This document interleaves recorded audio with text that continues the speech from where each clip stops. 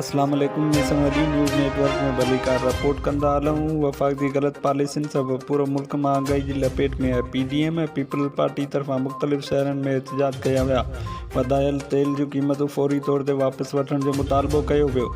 ग़रीब तबिक़ो बुखूं कटण ते मजबूर आहे। हुकूमत जी 3 सालनि जी पॉलिसी माण्हुनि खां जीअण जो हक़ कसे छॾियो आहे। PST ऐं JST ॾिनल टेस्ट जे उम्मीदवारनि पारां सिंध हुकूमत जो फ़ैसिलो रद्द कयो वियो। उम्मीदवारनि जो चवणु आहे त 40 ते सभिनी उम्मीदवारनि खे पास करे ऑफर ऑर्डर ॾिना वञनि। हिहार ॾेरिया जी पॉलिसी फौरी तौर ते ख़त्म कई वञे। सुप्रीम कोर्ट पारां नस्ला टावर खे किराइण वारी फ़ैसिले ख़िलाफ़ राय पज़ीर माण्हुनि जो मुतबादिल राय फ़राहम न करण ताईं नस्ला टावर न ख़ाली करण जो फ़ैसिलो। डिस्ट्रिक्ट टंडोलायर जे समूरनि ॻोठनि तोड़े शहरनि में बिजली जी अखबोद जारी। मिसण वॾी तोड़े बरपासे जे इलाइक़नि में 15 खां 20 कलाक लोड शेडिंग, जंहिं सबबि कारोबार ठप थी वियो।